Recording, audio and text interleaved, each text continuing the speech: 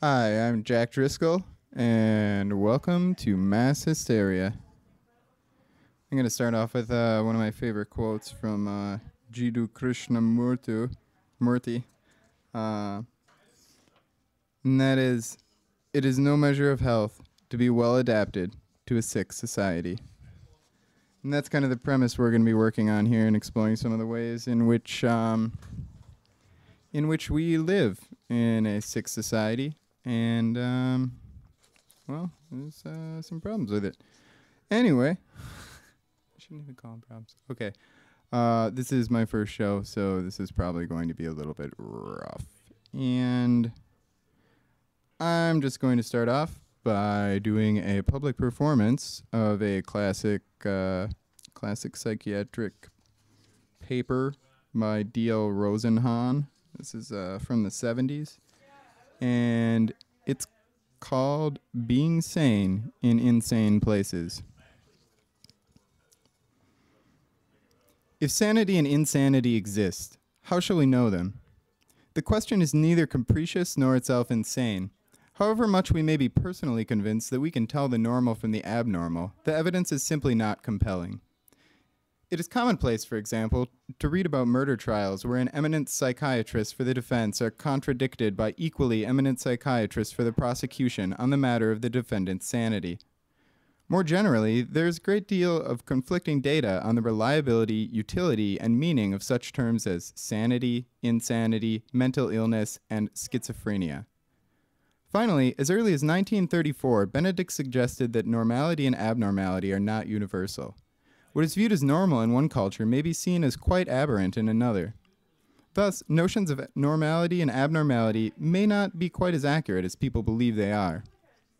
To raise questions regarding normality and abnormality is in no way to question the fact that some behaviors are deviant or odd.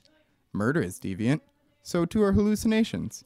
Neither does raising such questions deny the existence of the personal anguish that is often associated with mental illness. Anxiety and depression exist. Psychological suffering exists. But normality and abnormality, sanity and insanity, and the diagnoses that flow from them may be less substantive than many believe them to be. At its heart, the question of whether the sane can be distinguished from the insane, and whether degrees of insanity can be distinguished from each other, is a simple matter. Do the salient characteristics that lead to diagnoses reside in the patients themselves, or in the environments and context in which observers find them? The belief has been strong that patients present symptoms, that those symptoms can be categorized, and implicitly that the sane are distinguishable from the insane. More recently, however, this belief has been questioned. The view has grown that psychological categorization of mental illness is useless at best and downright harmful, misleading, and pejorative at worst. Psychiatric diagnoses, in this view, are in the minds of the observers and are not valid summaries of characteristics displayed by the observed. Gains can be made in deciding which of these is more neatly accurate by getting normal people, that is, people who do not have and have never suffered symptoms of serious psychiatric disorders, admitted to psychiatric hospitals, and then determining whether they were discovered to be sane, and, if so, how. If the sanity of such pseudo-patients were always detected, there would be prima facie evidence that a sane individual can be distinguished from the insane context in which he is found. If, on the other hand, the sanity of the pseudo-patients were never discovered, serious difficulties would arise for those who support traditional modes of psychiatric diagnosis. Given that the hospital staff was not incompetent, that the pseudo-patient had been behaving as sanely as he had ever been outside the hospital, and that it had never been previously suggested that he belonged in a psychiatric hospital, such an unlikely outcome would support the view that psychiatric diagnosis betrays little about the patient, but much about the environment in which an observer finds him. This article describes such an experiment.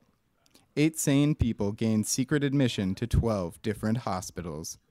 Their diagnostic experiences constitute the data of the first part of this article.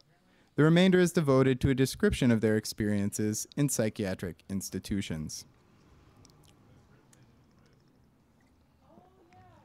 Pseudopatients and their settings. The 8 pseudopatients were a varied group. One was a psychology graduate student in his 20s. The remaining 7 were older and established. Among them were 3 psychologists, a pediatrician, a psychiatrist, a painter, and a housewife. 3 pseudo-patients were women, 5 were men. All of them employed pseudonyms lest their alleged diagnoses embarrass them later. Those who were in mental health professions alleged another occupation in order to avoid the special attentions that might be accorded by staff, as a matter of courtesy or caution, to ailing colleagues. With the exception of myself, I was the first pseudo-patient, and my presence was known to the hospital administrator and chief psychologist, and, so far as I can tell, them alone. The presence of pseudo-patients and the nature of the research program was not known to the hospital staffs. The settings were similarly varied. In order to generalize the findings, admission into a variety of hospitals was sought.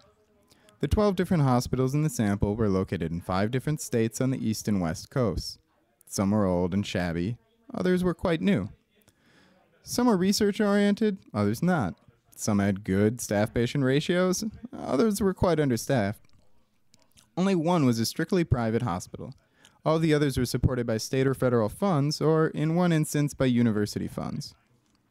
After calling the hospital for an appointment, the pseudo-patient arrived at the admissions office complaining that he had been hearing voices.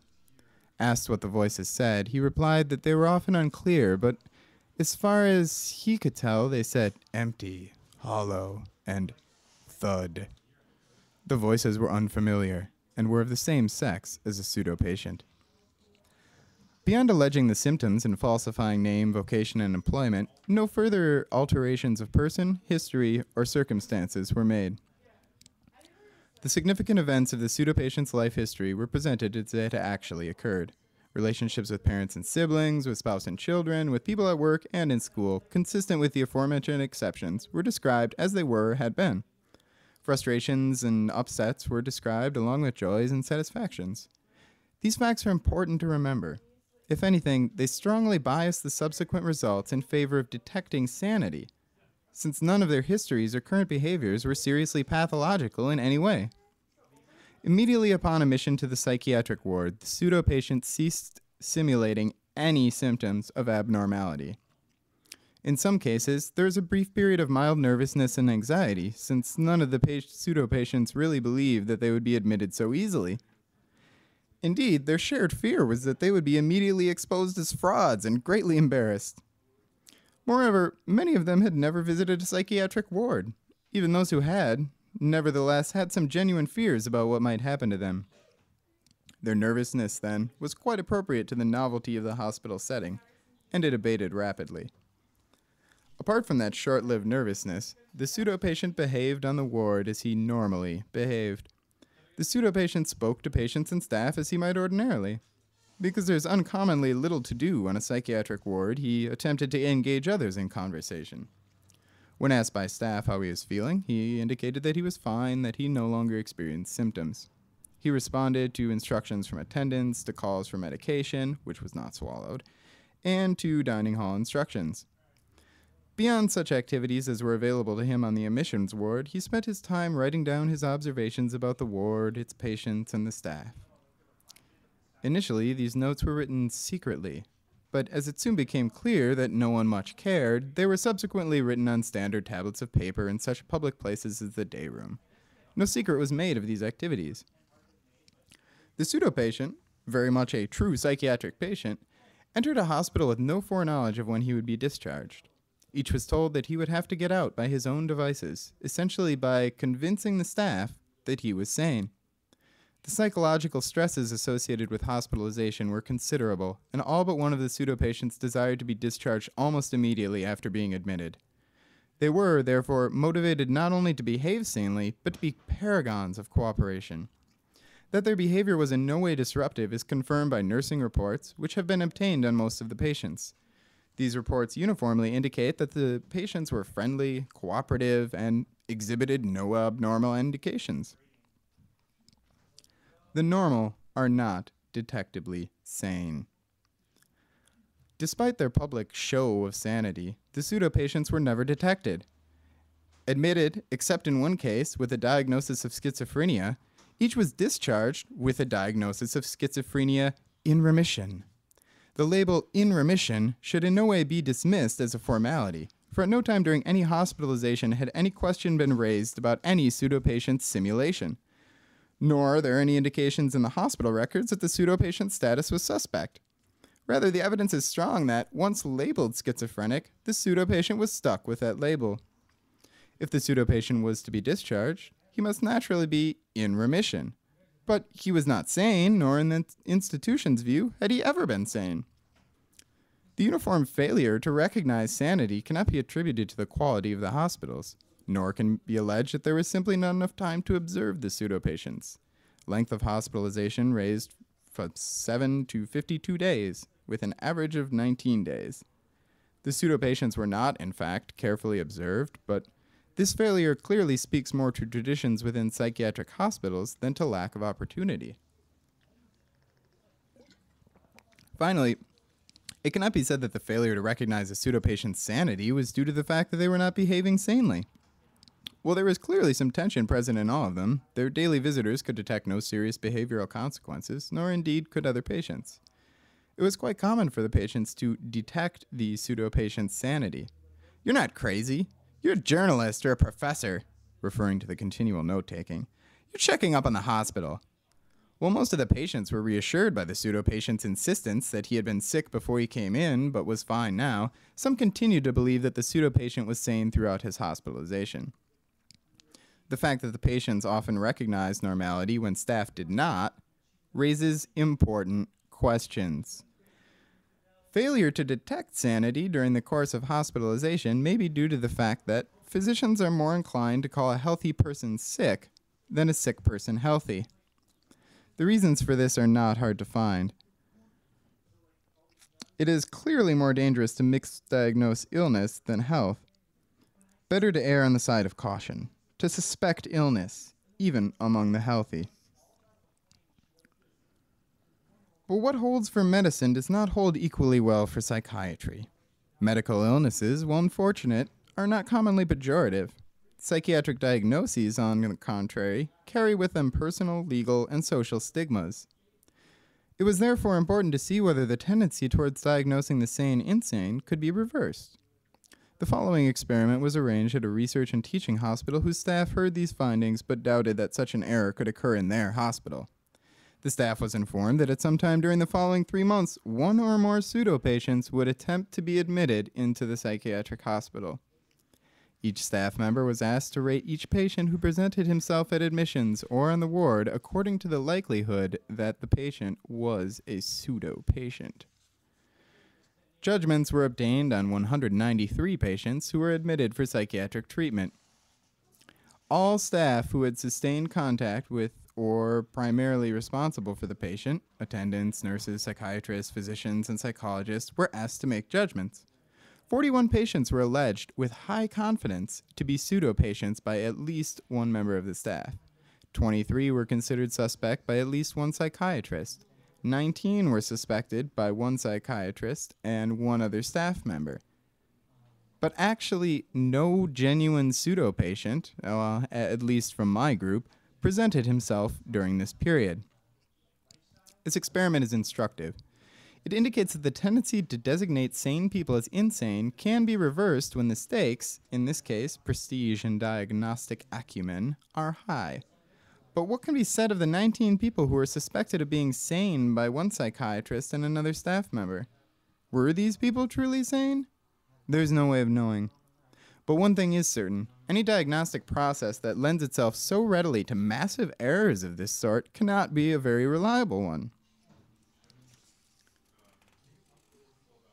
The stickiness of psychodiagnostic labels.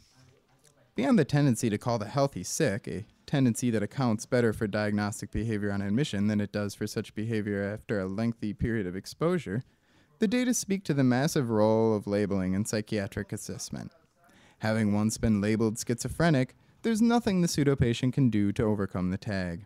The tag profoundly colors others' perceptions of him and his behavior. From one viewpoint, these data are hardly surprising, for it has been known that elements are given meaning by the context in which they occur. Once a person is designated abnormal, all of his other behaviors and characteristics are colored by that label. Indeed, that label is so powerful that many of the pseudo-patient's normal behaviors were overlooked entirely or profoundly misinterpreted. Some examples may clarify this issue. Earlier, I indicated there were no changes in the pseudo-patient's personal history and current status beyond those of name, employment, and where necessary vocation. Otherwise, a veridical description of personal history and circumstances was offered. These circumstances were not psychotic. How were they made consonant with the diagnosis of psychosis? Or were these diagnoses modified in such a way as to bring them into accord with the circumstances of the pseudo-patient's life as described by him? As far as I can determine, diagnoses were in no way affected by the relative health of the circumstances of a pseudo-patient's life. Rather, the reverse occurred. The perception of his circumstances was shaped entirely by the diagnosis. A clear example of such translation is found in the case of a pseudo-patient who had a close relationship with his mother but was rather remote from his father during his early childhood. During adolescence and beyond, however, his father became a close friend while his relationship with his mother cooled.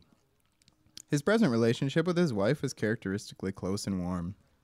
Apart from occasional angry exchanges, friction was minimal.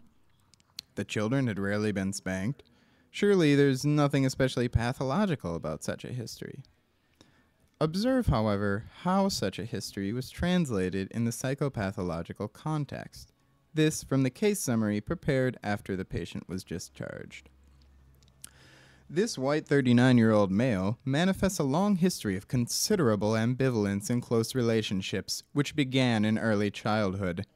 A warm relationship with his mother cools during his adolescence. A distant relationship with his father is described as becoming very intense. Affective stability is absent. His attempts to control emotionality with his wife and children are punctuated by angry outbursts, and in the case of the children, spankings. And while he says that he has several good friends, one senses considerable ambivalence embedded in those relationships also. The facts of the case were unintentionally distorted by the staff to achieve consistency with a popular theory of the dynamics of a schizophrenic reaction. Nothing of an ambivalent nature had been described in relations with parents, spouse, or friends.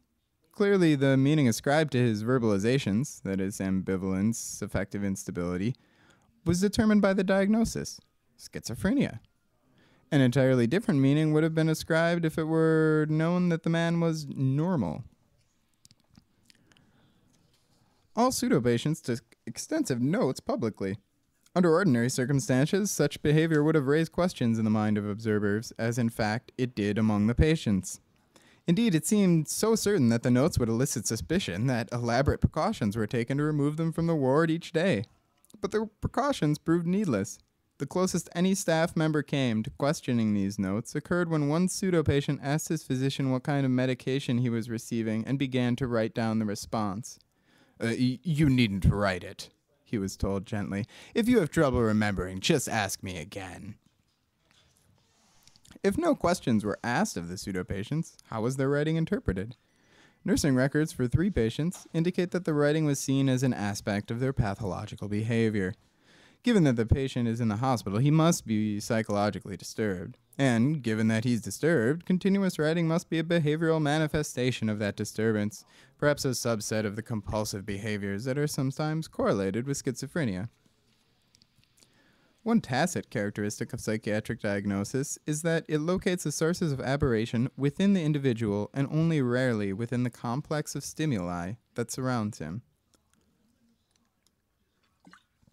Consequently, behaviors that are stimulated by the environment are commonly misattributed to the patient's disorder. For example, one kindly nurse found a pseudo-patient pacing along hospital corridors. "Nervous, Mr. X?" she asked. "No, bored," he said. The notes kept by pseudo-patients are full of patient behaviors that are misinterpreted by well-intentioned staff. Often enough, a patient would go berserk because he had unwittingly or wittingly been mistreated by, say, an attendant. A nurse coming upon the scene would rarely inquire even cursorily into the environmental stimuli of the patient's behavior. Rather, she assumed that his upset derived from his pathology, not from his present interactions with other staff members. Never were the staff found to assume that one of themselves or the structure of the hospital had anything to do with the patient's behavior. One psychiatrist pointed to a group of patients who were sitting outside the cafeteria entrance half an hour before lunchtime. To a group of young residents, he indicated that such behavior was characteristic of the oral acquisitive nature of the syndrome. It seemed not to occur to him that there were very few things to participate in a psychiatric hospital besides eating. A psychiatric label has a life and an influence of its own. Once the impression has been formed that the patient is schizophrenic, the expectation is that he will continue to be schizophrenic. When a sufficient amount of time has passed, during which the patient has done nothing bizarre, he is considered to be in remission and available for discharge. But the label endures beyond discharge, with the unconfirmed expectation that he will behave as a schizophrenic again. Such labels, conferred by mental health professionals, are as influential on the patient as they are on his relatives and friends, and it should not surprise anyone that the diagnosis acts on all of them as a self-fulfilling prophecy. Eventually, the patient himself accepts the diagnosis with all of its surplus meanings and expectations, and behaves accordingly. Powerlessness and depersonalization. Eye contact and verbal contact reflect concern and individuation, their absence, avoidance, and depersonalization. The data I've presented do not do justice to the rich daily encounters that grew up around matters of depersonalization and avoidance. I have records of patients who were beaten by staff for the sin of having initiated verbal contact. During my own experience, for example, one patient was beaten in the presence of other patients for having approached an attendant and told him, "I like you." Occasionally, punishment meted out to patients for misdemeanors seems so excessive that it could not be justified by the most radical interpretations of psychiatric canon. Nevertheless, they appeared to go unquestioned. Tempers were often short. A patient who had not heard a call for medication would be roundly excoriated, and the morning attendants would often wake patients with, "Come on, you motherfuckers, out of bed." Neither anecdotal nor hard data can convey the overwhelming sense of powerlessness which invades the individual as he is continually exposed to the depersonalization of the psychiatric hospital. Powerlessness was evident everywhere. The patient is deprived of many of his legal rights by dint of his psychiatric commitment. He is shorn of credibility by virtue of his psychiatric label. His freedom of movement is restricted. He cannot initiate contact with the staff, but may only respond to such overtures as they make. Personal privacy is minimal. Patient quarters and possessions can be entered and examined by any staff member for whatever reason. His personal history and anguish is available to any staff member, often including the gray lady and candy striper volunteer who chooses to read his folder regardless of their therapeutic relationship to him. His personal hygiene and waste evacuation are often monitored. The toilets may have no doors. At times, depersonalization reached such proportions that the pseudo-patients had the sense that they were invisible or at least unworthy of account. Upon being admitted, I and other pseudo-patients took the initial physical examinations in a semi-public room where staff members went about their own business as if we were not there. On the ward, attendants delivered verbal and occasionally serious physical abuse to patients in the presence of other observing patients, some of whom, the pseudo-patients, were writing it all down.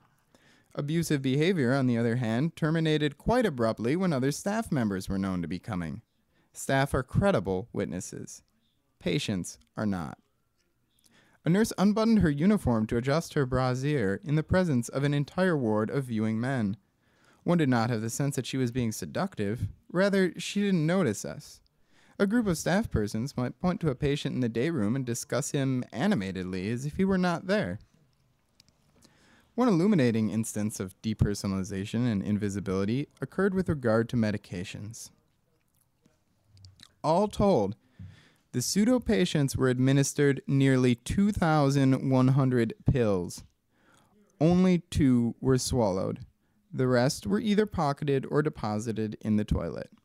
The pseudo patients were not alone in this.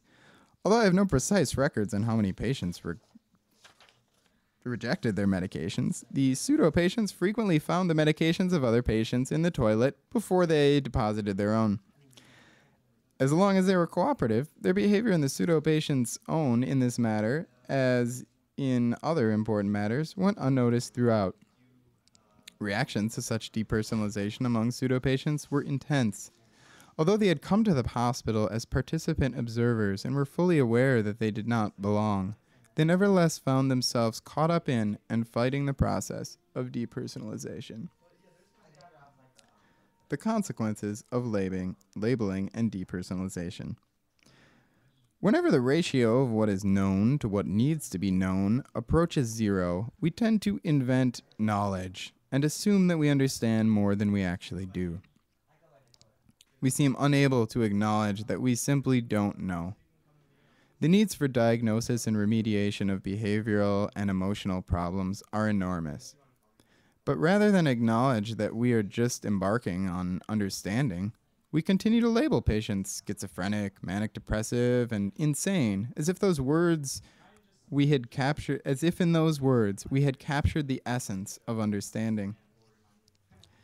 The facts of the matter are that we've known for a long time that diagnoses are often not useful or reliable, but we nevertheless continue to use them. We now know that we cannot distinguish insanity from sanity. It's depressing to consider how that information will be used. Not merely depressing, but frightening. How many people, one wonders, are sane but not recognized as such in our psychiatric institutions? How many have been needlessly stripped of their privileges of citizenship, from the right to vote and drive to that of handling their own accounts? How many have feigned insanity in order to avoid the criminal consequences of their behavior? And conversely, how many would rather stand trial than live interminably in a psychiatric hospital, but are wrongly thought to be mentally ill? How many have been stigmatized by well-intentioned but nevertheless erroneous diagnoses? Psychiatric diagnoses are rarely found to be in error. The label sticks, a mark of inadequacy forever. Finally, how many patients might be sane outside the psychiatric hospital, but seem insane in it? Not because craziness resides in them, as it were, but because they are responding to a bizarre setting, one that may be unique to institutions which harbor nether people. I'm assuming that's supposed to be neither. Goffman calls the process of socialization to such institutions mortification, an apt metaphor that includes the processes of depersonalization that have been described here. And while it is impossible to know whether the pseudo-patient's responses to these processes are characteristic of all inmates, they were, after all, not real patients, it is difficult to believe that these processes of socialization to a psychiatric hospital provide useful attitudes or habits of response for living in the real world. So, that is that. And I thought that was a good sort of introductory thing because it's both a classic in psychiatric literature and I think it provides a lot of food for thought for some of the other stuff I'll be covering. One of the things I found particularly interesting about this was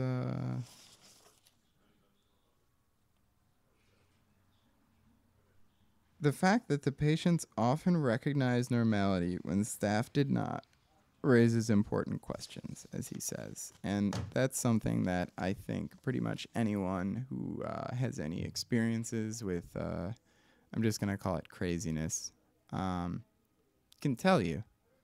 You know, it takes one to know one, as it were, in many cases. And I find that people who do have mental differences are a lot more in tune to mental differences in other people and a lot of times have a lot more insight into them than doctors. So, with that being said, I think I will probably move on to another paper here. Yeah, just a little personal information. I should say that I do have a few diagnoses myself. I've been to a few psychiatrists. They definitely do not all agree on things, and the experiences have ranged from, really positive and helpful to, as the guy in the paper says, terribly depersonalizing and not at all helpful. And I have had it a lot better than many people. Knowing some people who do occasionally go a little bit overboard, have manic episodes, etc. Like, usually what happens is once they get you to the institution, they'll take you there, or in some cases, friends or family, well-meaning perhaps, may try to trick you into going there. Like, hey, we're gonna go out for dinner, and this looks like a mental hospital, not dinner. Yep, we're checking you in. Which has got to feel like a pretty fucking big betrayal, I'd imagine. And then when you get in there, they immediately dose you with high levels of some pretty potent antipsychotics that, from what I've heard from many people, actually make them even more crazy, and then lock you up with a bunch of other crazy people, and, that whole shebang. It's not something that really seems like a way to mental health to me, which I think should be the goal of psychiatry and psychology. And let's see. I also want to talk about, that was about being sane in insane places. And I want to talk about a lot of the ways in which we are all here in an insane place. And that a lot of the norms and standards and behaviors of society are certainly no means to sanity. And I think, let's see. Here's a good one.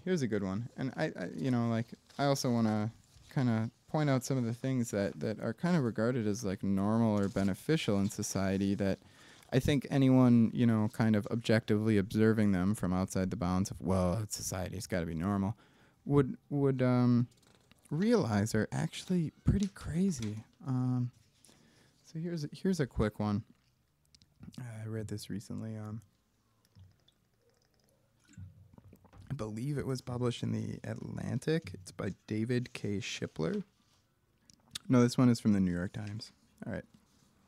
Terrorist plots hatched by the FBI. The United States has been narrowly saved from lethal terrorist plots in recent years. Or so it seemed. A would-be suicide bomber was intercepted on his way to the Capitol. A scheme to bomb synagogues and shoot Stinger missiles at military aircraft was developed by men in Newburgh, New York, and a fanciful idea to fly explosive-laden model planes into the Pentagon and the Capitol was hatched in Massachusetts. But all these dramas were facilitated by the FBI, whose undercover agents and informers posed as terrorists, offering a dummy missile, fake C4 explosives, a disarmed suicide vest, and rudimentary training. Suspects naively played their parts until they were arrested. When an Oregon college student, Mohammed Osman Mohamud, thought of using a car bomb to attack a festive Christmas tree lighting ceremony in Portland, the FBI provided a van loaded with 6 55-gallon drums of inert material, harmless blasting caps, a detonator cord, and a gallon of diesel fuel to make the van smell nice and flammable. An undercover FBI agent even did the driving, with Mr. Mohamud in the passenger seat.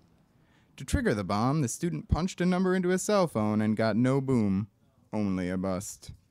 This is legal, but is it legitimate?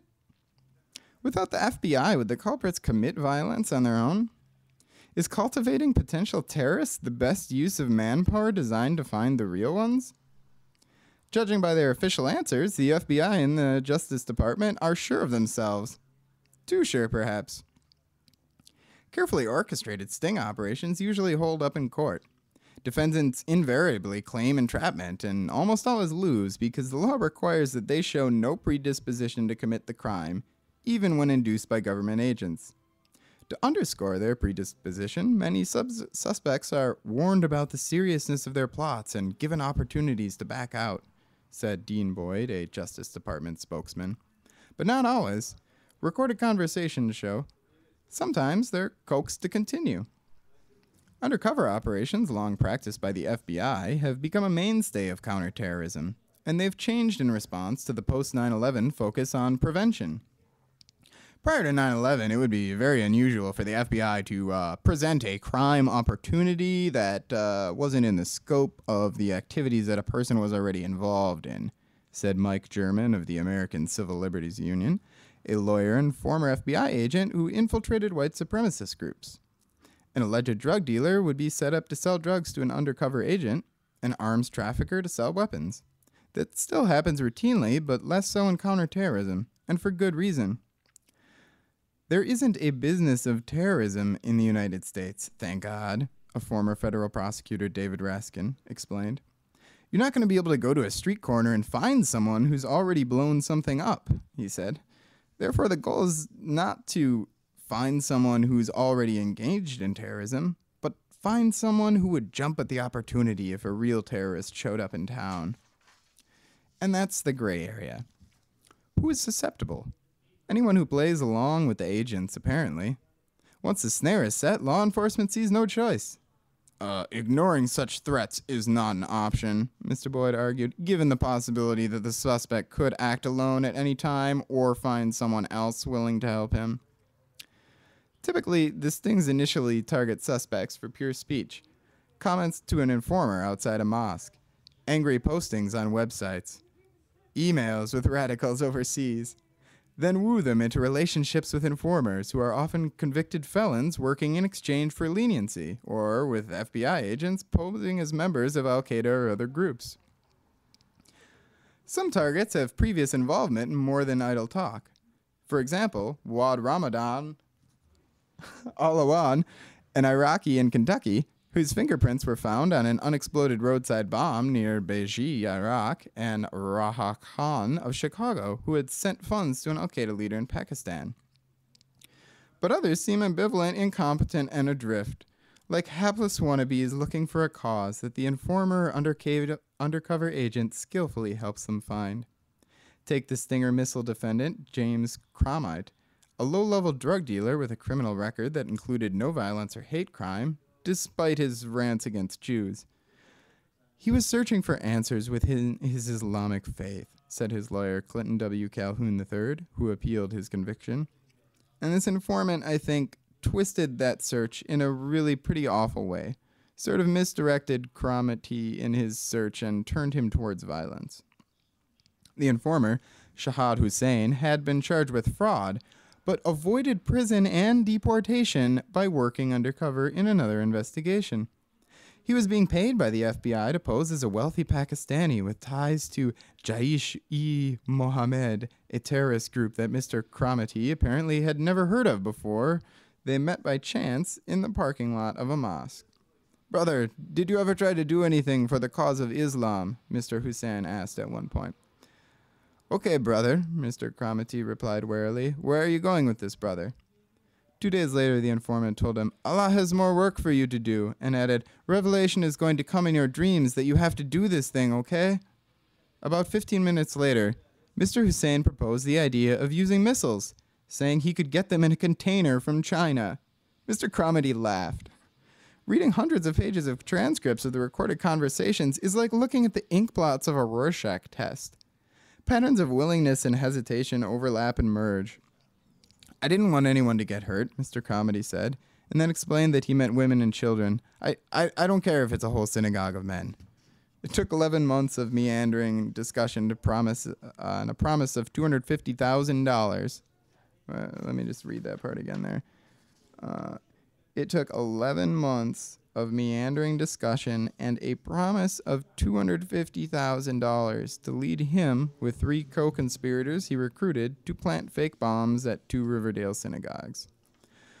Only the government could have made a terrorist out of Mr. Cromarty, whose buffoonery is positively Shakespearean in its scope, said Judge Colleen McMahon, sentencing him to 25 years. She branded it a fantasy terror operation, but called his attempt beyond despicable and rejected his claim of entrapment. The judge's statement was unusual, but Mr. Cromarty's characteristics were not. His incompetence and ambivalence could be found among other aspiring terrorists whose grandiose plans were nurtured by law enforcement. They included men who wanted to attack fuel lines at Kennedy International Airport, destroy the Sears Tower in Chicago, carry out a suicide bombing near Tampa Bay, Florida, and bomb subways in New York and Washington. Of the 22 most frightening plans for attacks since 9/11 on American soil, 14 were developed in sting operations. Another New York City subway plot, which recently went to trial, needed no help from government, nor did a bombing attempt in Times Square. The abortive underwear bombing in a jetliner over Detroit, planned attack on Fort Dix, New Jersey, and several smaller efforts. Some threats are real, and others less so. In terrorism, it's not easy to tell the difference.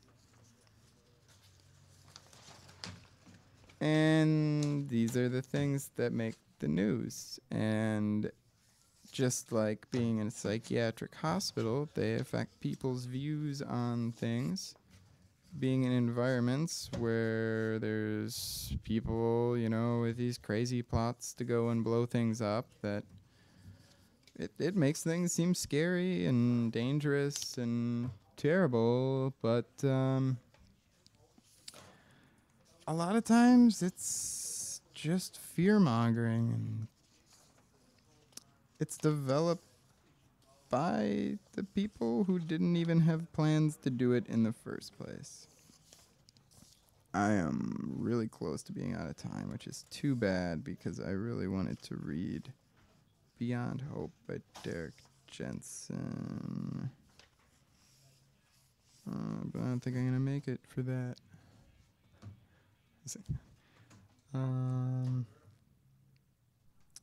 Let me see, maybe I can just read a part of this.